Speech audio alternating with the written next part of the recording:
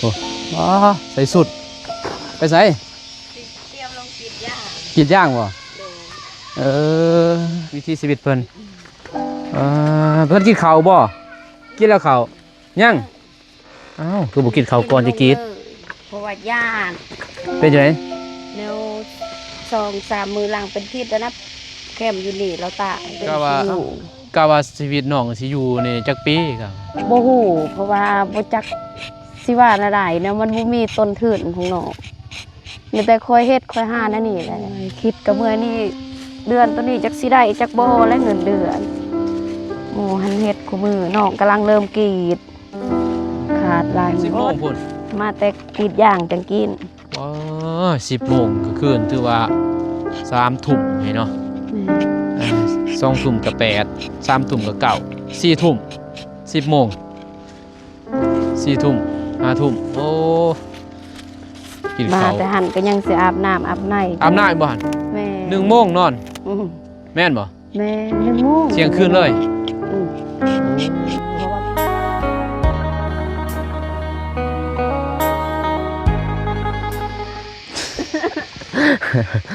เป็นยังไงเนาะตัดภาพมาพี่เด้ออยู่ที่สวนย่างเนาะปลาย่างบานมากับเสียกับเพียสวนย่างเลยตะกี้น้องบรรหารนี่แต่มันเก่งแล้วเลยฝากต่อยใส่พลใส่พลต่อเมื่อยอ้ายบ่เจ้านะบัดนี้เดี๋ยวนะกราบทักทายสบายดีสวัสดีเด้อพ่อแม่พี่น้องหมดสุขสุขคนก็ยินดีต้อนรับเข้าสู่ซองบ้านน้องเพิ่นเนาะมื้อนี้ก็มาเยี่ยมย่ำเพิ่นเนาะทางน้องเพิ่นอยู่สวนยางเพิ่นเนาะที่ทางบ้านน้องกับบ่เตียงมาและทีมงานมื้อนั้นน่ะมาเพิ่นเนาะสิเข้ามาหาน้องเพิ่นเพราะว่าเขาว่าค่ำๆยามนี้เพิ่นเนาะเพิ่นกรีดยางนะบ้านน้องก็สิถ่ายวิถีชีวิตของน้องเพิ่นเลยแล้วก็สิเข้าไปหาน้องเพิ่นเนาะเป็นจังไดเพราะว่าทางบ่าวนุ่งกับบ่ได้เข้ามาแต่พุ่นแหละบ่เตียงเพิ่นเข้ามานำกันกับบ่เตียงพี่เนาะแล้วก็เพิ่นกลับก็ทางทีมงานบ่ได้เข้ามาพี่เนาะก็เลยสิมาหาน้องเพิ่นออกแล้วบ่แต่ส่วนอย่างพี่เนาะไปพี่เนาะ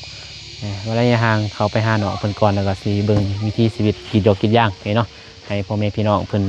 ได้เบิ่งพี่เนาะทางสปป.ลาวเพิ่นว่าเขาเจ้ากรีดแบบคือกันหมดเนาะตามเบิ่งแม่นบ่แม่ไปจะเลยแต่ว่ามีเฮาอยากเบิ่งมีเฮาอยากเบิ่งมีอยากเบิ่งเด้อพาน้องบองมานำโอ้บัดจะเป็นตอนได้พามาเป็นจังได๋เฮาได้ไปพูนธนงพีนว่ามีงบ1,000 บาทก็เลยว่ามากระทิงงานอยู่แล้วพามาเลยซะจะบิดว่าสิมาผู้เดียวแต่ว่าทางผู้ใหญ่จุดประสงค์เพิ่นก็อยากให้2 คนนะเด้อพาน้องเพิ่นมาประมาณนั้นเด้อยันว่าสิว่าคือเป็นห่วงแหละมันลำบากสินะบ่แม่นคือว่าบ่ได้มานำกันบ่ได้เบิ่งคลิปเด้บ่ลงบ่ได้เบิ่งบ่คันฮู้ว่าน้องเพิ่นมาก็บ่ให้มาแล้วส่วนปลาย่างมันเหม็นนี่พี่น้องเนาะกับทีมงานพี่เนาะพี่สบายเด้อหมดโดยถังเด้อดีเด้อโดยไปให้น้องจับกล่องบ่ให้น้องจับกล่องบ่ถ่ายแม่จ้ะบ่ถ่ายบ่ถ่ายรถเอาก็ถ่ายไปนั่นแหละบรรยากาศใช่ป่ะถ่ายรถอ้ายก็สิเข้าไปเดี๋ยวแม่ขนมอ้ายหั่นแจกเด็กหน่อยเอาแม่อ้ายแล้วซั่นเป็นไรเนาะจอหาน้องเพิ่นก่อนโอ้ใส่สุดไปใส่เตรียมลงกรีดย่างกรีดย่างบ่นี่บ่สุด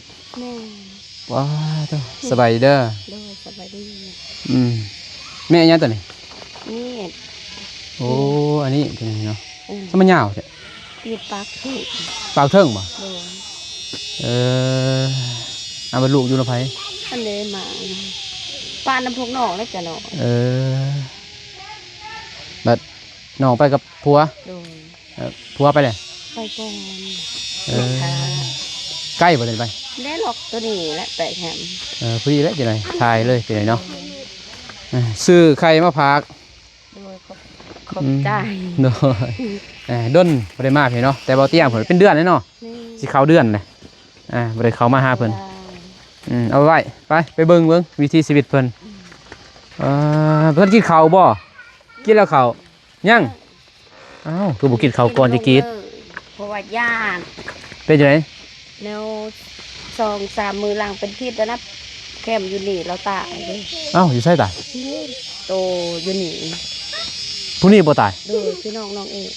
ผู้หญิงบ่ ผู้ชายผัวกับสัมผู้หญิงนั้นเราเป็นทอม โอ้ตัวผู้นั่นบ่ตัว ของ ตัวรับตะพรมหั่นบ่ เออ โอ้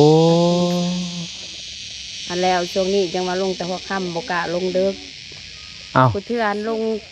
8-9 โมงจังได้ลงของมื้อนี้อันลงไว้เนาะย่า โอ้เฮือนบนนี้นี่ เออ อ้าวบัดเมียผู้อยู่นำไผบัด บ่ได้ติดอยู่บ้านอยู่นำแม่ เมียอยู่นำแม่ เออ เออโตข้าวสารบ่ แม่นตัวเขาสาบางคิดหลังหั่นเด้ อืม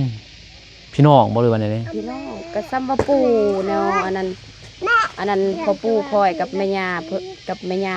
ผู้อยู่นี่หั่นเป็นไอ้น้องกัน โอ้ ไอ้น้องเคียงๆอีสาน แม่ยังรถถีบอยู่ไสรถถีบ บ่มีซอว่าอยากได้จะสิ โอ้ เอา ยแม่สิได้ใส่อีกรถถีบพี่น้องเนาะไปหาเงินมาใช้หาเงินซื้อเขาวยังบ่ได้เลยลูกชาย2 คน แม่ มีแต่ผู้ชายหมด ผู้ชายเบิดซอ โอ้ย มีแต่บาปกระบอกอดีเนาะแห่งถูกข์แห่งซ้ำเนี่ยเป็นผู้ชายเนี่ยยากแม่ได้เดียวฟังความแม่เด้อโดยติลูกโดยบ่ โอ้ย สบายดีไปเถอะ สบายดีไว้ นบไว้ นั่นนี่ เออ สบายดี สบายดีบ่ ว่าไว้สบายดีเเอออ้ยมีแต่นิดหน่อยบ่ได้เฮียนแล้วนี่เออเคยย่านบ่หมดนี่ย่านหมด ย่านเบิดทุกคนนะเบิดกรรมกรอยู่นี่ แนว เห็นแล้ เรา ว เฮ็ดนั่นคือสิบ่ย่านบ่ย่าน บัดนอนกลางคืนเด้ นอนกลางคืนการเข้านอนแต่หัวค่ำแล้วว่าเขานอนมันสิคือตอนนั้นมาแต่กิดอย่างนาง เดี๋ยวนี้เงียบคลิป เดี๋ยวนี้เงียบ ของไผของมัน ของไผ กัน น้อง บ่ ยังพักผ่อนลายมือบ่ได้เฮ็ดเวียก เป็นจังได๋ พานํเวียกเขา โอ้ไปงานหั่น แม่พักผ่อนจนคิดตาย2คิดก็บ่ได้เข้ากิดยาง อืม ในน้ำยางคู่มือน้องบ่ได้เงินขาวนี่ คิดว่านี่แล้วแต่นี่คิดว่าน้องนี่แหละไปอยู่เฮ็ดอยู่ที่เทือนซ่าน จักสินี่อยู่ไสแล้วบ่มีทางบ่มีหม่องสิอยู่ อืม จักสิไปเฮ็ดอยู่ไสบ่อนอยู่บ่อนอาศัยกะ อืม มีแต่อยู่นี่แหละ คุณได้ไปเอาขนมไปเพิ่นแจกไปเอาไปกินไป ไปแล้ว หั่นเพิ่นแจกขนมเด้อไปเด้อเอาบ่อยู่เฮือนบ่มีดินมีดอนบ่ บ่มีสั่งนะมีแต่ดินก็เอาเจาะดินพวกอันนั้นพวกหญ้าเนาะเอง อืม ก็ซ้ำลมเฮือนเขาเองนั่นแหละบ่มีหม่องสิอยู่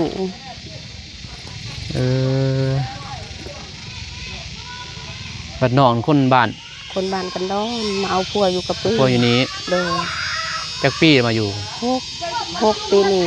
เออลูกดีเนาะไปเบิ่งเพิ่นกรีดจังหน่อยค่ำมืดเห็นว่าเพิ่นย่านเบิ่งน้องเพิ่นกรีดอยู่กรีดย่างพอบ่ได้มาดนล็อกก็ได้ นี่แหละตัวนี้แหละหลอกน้องเอง ล็อกนี่บ่ โดย ตัวนี้บ่ โดย โอ้นี่ไผกรีด ตัวนี้หันพัวน้องเองกี่ โอ้ เพิ่นนั้นฮอดลุ่มเลย เอาไปแล้วบ่ ไปแล้ว เอาไปได้บ่ทาเมียเว้ยเมียก็ย่านอยู่นี่ ย่า โอ้ เพิ่นก็เขาบวชเขาวัดก็2-3 มื้อเพราะว่าย่านเพราะว่าเขาเคยไปนำกัน โอ้ ย่า ไปบวช าเพิ่นแม่นอย่าว่ามันสิวนว่าไอ้สัง ยันมาวนมาไหว้ แม่ พอไปนำกัน แม่น หากินหายานำกัน โดย มีคนเสียหรือว่าคนตายพี่เนาะ โดย ผูกคอตายนะเป็นไงเนาะตายแบบตายมีแห้งเกินว่ะผูกคอตายอะไรพี่เนาะบัดนี้มันอยู่ไกลๆเพื่อนน้องเพื่อนตอนนั้นกับเอฟซีกับนายชีเห็นดอกอยู่ใน2บ่อเตียงเพราะว่าเพิ่นก็ไปหับเครื่องหับของทางบ่อนงไปจีกเมียนเนาะ แม่น อ๋อ เพราะว่ามื้อนั้นน้องกรีดตอนเช้า เอาบริษัทนั่นบ่สมมือบ่เนาะ บ่มีเขาบ่ได้จ่าย มันก็เมียนในมือจ้ะสิรอนอยู่บ่ แล้วล้างกับสบู่เอา เจ็บคอได้แบบนี้พี่น้องกรีดอันนี้กรีดขึ้น ตอนกรีดใหม่ๆแห้งเจ็บแนว บ่เคย บ่ทันได้ลึงกำลังเริ่ม เออ ต้องเมื่อยอีหลีเจ็บงอนอีสาง อันนี้ก็กรีดบ่นี่ กกตัวนี้มันตาย พี่น้องเลย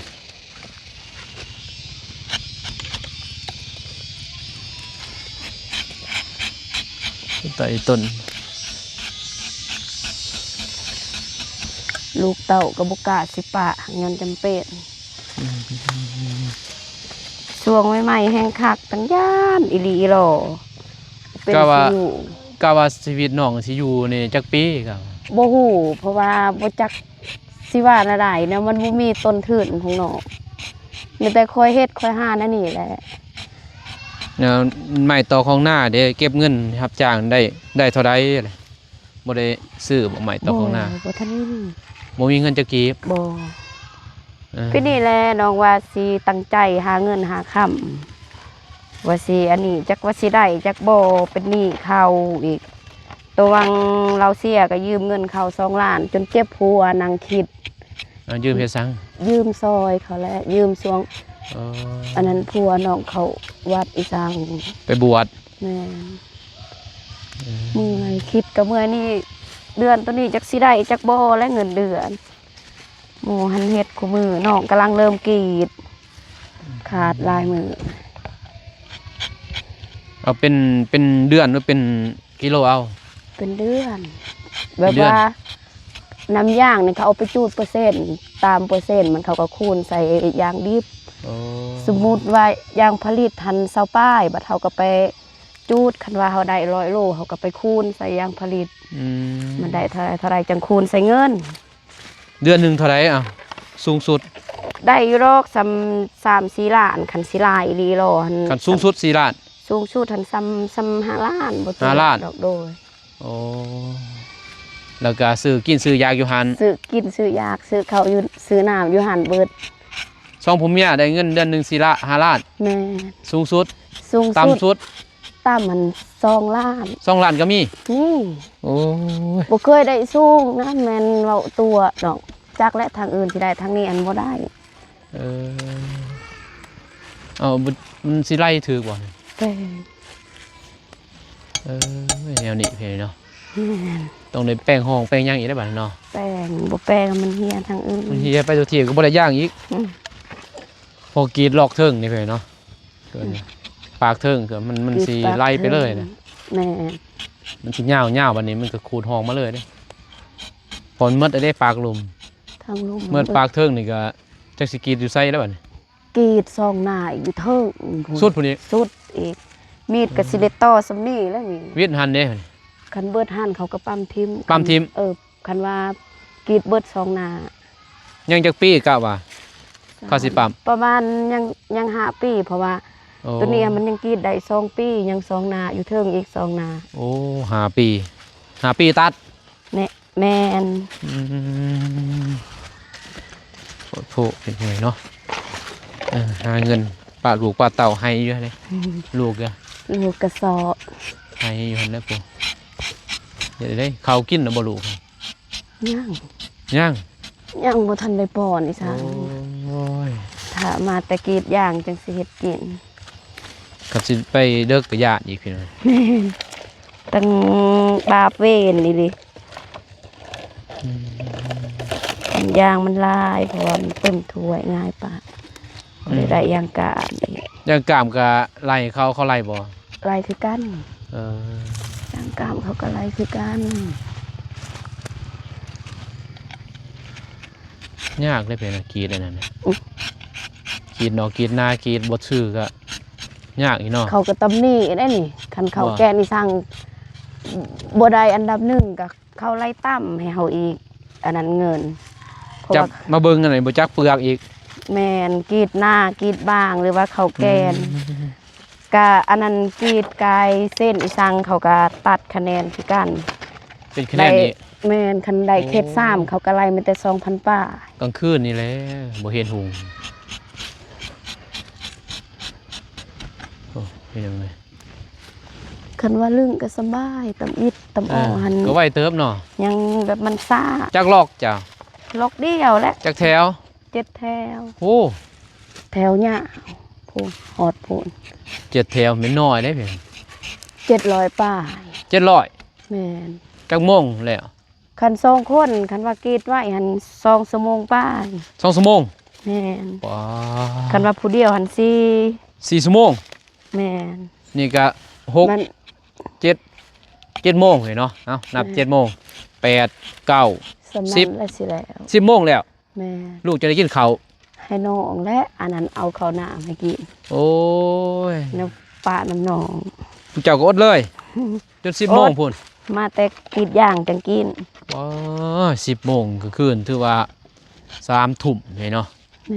แม่ 2 ทุ่มกับ8 3 ทุ่มกับ9 4 ทุ่ม 10 โมง 4 ทุ่ม 5 ทุ่มโอ้กิน มา ข้าว แต่หันก็ยังสิอาบน้ำอาบใน อาบน้ำบ่หั่น แม่ 1 โมงนอน อืม แม่นบ่ แม่1 โมง เที่ยงคืนเลย อืม โอ้ เพราะว่ามันเคยมาแต่กรีดย่างก็มากินข้าวกินน้ำแล้วก็จังข้าวนอน โหดีเด้อกันนะ คันบ่สู้ก็บ่ได้แค่นี้แหละคนทุกคนอยากเฮาถ้าเอาบ่เฮ็ดไผสิเลี้ยง คัน เฮาอีก บ่เฮ็ดบ่มีไผสิเลี้ยงคันว่าอยู่ซื่อก็บ่มีสั่งซื้อข้าวซื้อน้ำ สู้ซ้ำนี้ยังบ่ได้ยังแม่นบ่ แม่ เฮา เมื่อยนะคันมาคิดใส่อันนี้ก็เมื่อยสู่สุดอันนี้แหละสู่ยังบ่ได้อีสัง อืม มาคิดคันแบบมานั่งคิดก็ต้องเมื่อยอีหลีคิดแบบว่าสู้สุดชีวิตแล้วยังบ่ได้อีสังบัดได้เงินมาก็บ่เคยเหลือ เรื่อยเด้เฮากินผู้มื้อบ่ อืม เงินเดือน5ล้านเพเนาะมื้อ แต่มุน 9,000 กับ 8,000 ชีวิตเจ้าของ 8,000 9,000 บาทหั่นนะมันสิได้จำได้2 คนลูกก็2 คนบาดนี้ ลูกกระสอบ อ่า ไปกินขนมมื้อหนึงแมันสิน้อย บ่ตีดอกเด็กน้อยเฮาอีกซื้อกินซื้อยาเข้าบ่ได้ไล่เด้เทิงกินยาอยู่หันหมดแม่นบ่ แม่น ในเงิน5ล้านหรือ4ล้าน3ล้านก็อยู่หัน2ล้านก็อยู่หันแล้วแกซื้อข้าวซื้อน้ำเครื่องหนึงคงถือมันก็บ่จำเป็นดอกเครื่องหนึงคงถือเพราะเพิ่นบ่แม่นเพื่อนเพิ่น ปา เด้ ใดดอกตัวนั้น บ่แม่นเพื่อนเพิ่นเนาะ แม่น ถืออยู่บ่หั่น ถึกจะ เอ เอาไปย่อยลงมา อ นี้ปลาเคิงจนมันด ปลาดนแหละ ำโดน เพราะว่าพวกมากรีดกับเขากรีดมันแต่ปากลุ่มปากเทิงเขาบริกรีด โอ้มื้ออื่นนี่ปลากลุ่มบ่นั่นบ่ แม่นหอบก่อนนั้นกรีดปากลุ่มยังไม่ นี่มื้อใดอีกสิกรีดปลากลุ่มนี่ หอบหน้าและวิดอันนั้นส่วนหนึ่งจังมาต่อ โอ้วิทย์อยู่นี่แล้วอยู่ไสอยู่นี่ พุ่นลอกผากเบิ่งพุ่น ขี่รถไป ขี่รถไปขึ้นค่อยและทางนั้นและเสียงเอาเพ ย่าน ราะ นี่ ว่ามันขึ้นคอยแม่นยามพ้นตกนี่รถตูดบ่อยากให้เว้าแล้วรถตอก พากันไปแซวๆเนาะ ๆ ดึกๆมา1 โมงต้องมาเพียง แม่น โอ้อันตัวนี้บริกรีดบ่เนาะ บ่มันตายกบตัวนั้น โอ้บักใหญ่ยังตายเนาะ น้ำยางบ่ได้ออกอะ อืม อีกก็ออกหน่อยเดียวบ่หลายไป จักปีเขาจึงบริกรีด ตัวใด ปลูกแต่เขาปลูกเขาเริ่มแต่ปลูกจัก บ่ ปี จัก บ่ฮู้บ่ บ่ เออ จักว่าจักปีแหละอันนั้นน่ะน้องก็บ่จื้อเพราะว่าน้องก็มาอยู่เขากรีดประมาณ 2-3 ปีแล้วเขากรีดน้องจังมากรีด ประเทศนี้ก็บ่ย่านอยู่นี่เนาะ บ่ บัดใกล้ๆนี่นะพัวก็อยู่ไกลกันไปเลยเนาะ แม่น พุ่นพัวบ่ แม่นตัวนั้นแหละหั่นแซงโปมตัวนั้น ก็ไว้เติบเนาะกรีด ไว้คันว่า พวก เฮา พวกกำลังเริ่มต้นก็มีพุ่นเห็นเนาะ มี เขากำลังกรีดก็มีนี่แถวนอกบ่ตัวนี้ แม่นฮอ ก็ ดฮอดทาน โอ้ 7 แถว บัดพวกนั้นไปเลยบ่ ไผ พวกผู้แถวพวกนั้น ย่างเขาลงไปกรีดลอกลุ่มก่อนเขาจังขึ้นมานี่เพราะว่าเขาเอา2 สวน โอ้อยู่ใกล้ๆนี่บ่ย่านเนาะแค่นี้ ก็บ่คิดปานใดอยู่กับนี่ ไปพูดก็คืดนั่นบ่ แม่หักพาเบิ่งพุ่นก็บ่คิดเพราะว่าเบิ่งหั่นก็มีคนกรีดคือกัน โอ้ มันมีคนระเบือบเบิ่งหั่นก็ ส่วนตัวหนึงอีกหั่น ส่วนหนึงแล้วก็เบิ่งนี้นะมัน มี เทิง มี กั คนอีกบ่หั่น ไม่ใช่ บ่ แก่ น่ะ บ่มี เพื่อนมีแบบนี้ บ่เฮือนั้นบ่มีหักคนกรีดหั่นมี แต่ว่าพวกนั้นก็นอนอยู่นี่กัน นอนอยู่แคมป์เดียว เออ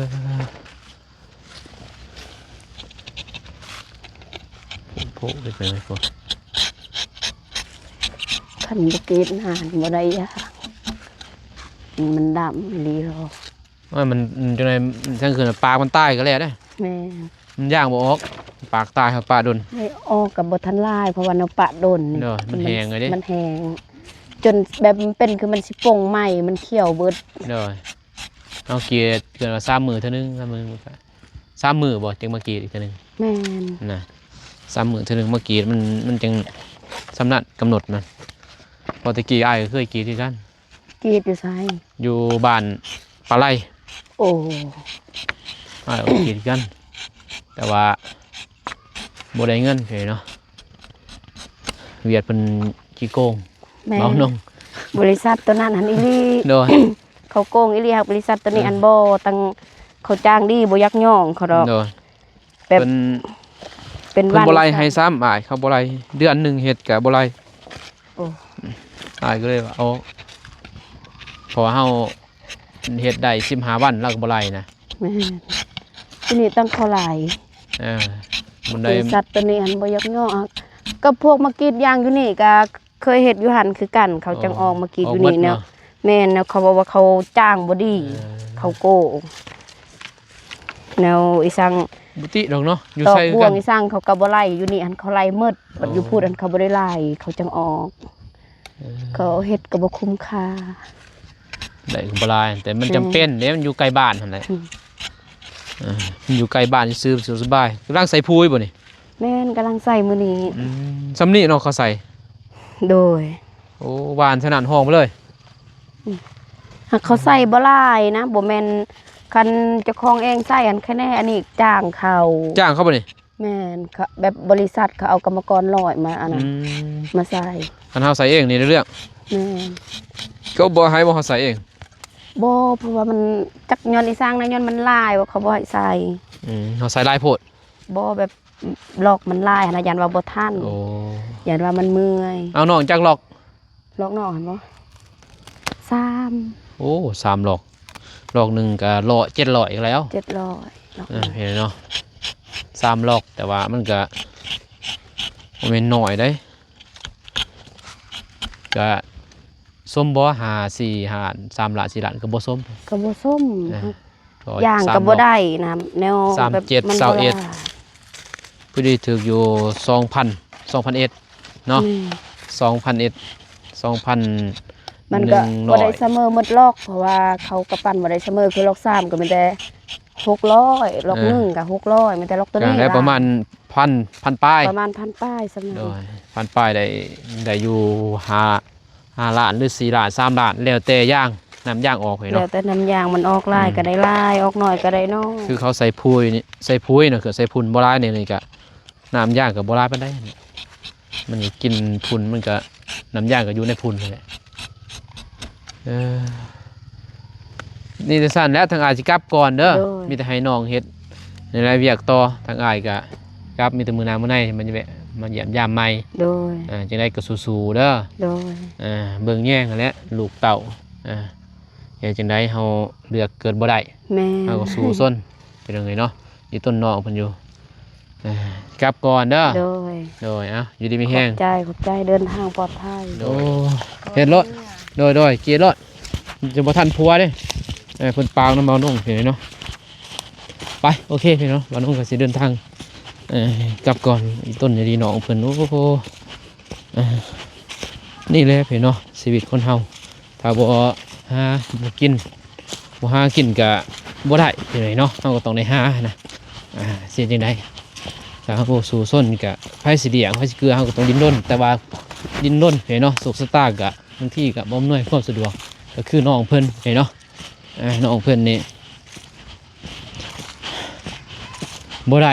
เนาะเฮ็ดเรือแต่ก็บ่ได้เพราะเป็นดินเขาน่ะมันบ่แม่นทุนของเฮาเอง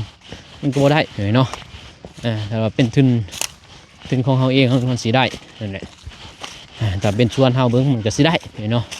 แล้วก็มีดินมีดอนเฮาเองเฮาก็สิได้อันนี้นี่บ่แม่นดินเฮารับจ้างซื้อข้าวกินแต่ละมื้อเนาะซื้อของอยู่ของกินแล้วก็ เจ็บเป็นไอ้นุ่นกับบนเดียวนี่แหละ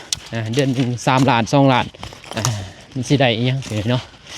ถ้าบ่สู้ก็บ่ได้เพราะเฮาบ่มีเงินบนที่มาที่ทำมาหากินดีแต่ยังมีว่ามีส่วนย่างเนาะมีบนหมู่จ้างนั่นแหละถ้าบ่มีก็บ่ได้กินเนาะไปพี่น้องเนาะมาต้องกาสิเดินทางกลับก่อนเพราะมันค่ำมืดแล้วเนาะก็ดีแต่มาเจอน้องเพิ่นตอนกรีดยางเนาะกำลังจะไปกรีดถ้าว่ามาบ่ทันน้องเพิ่นไปกรีดบ่น้องก็บ่ฮู้เลยเนาะจากบนใดก็อีต้นน้องเพิ่นอยู่เพราะว่าครอบครัวเพิ่นก็ทุกข์ยากลำบากบ่มีที่อยู่พี่น้องเนาะบ่มีที่อยู่อาศัยนั่นแหละต้องอาศัยอยู่ที่เกินว่าที่อยู่ส่วนย่างเนาะจะสิบอกโอเคไปเนาะคลิปนี้มันก็สิจบคลิปเพียงก่อนพอไหมเนาะขอบคุณขอบคุณ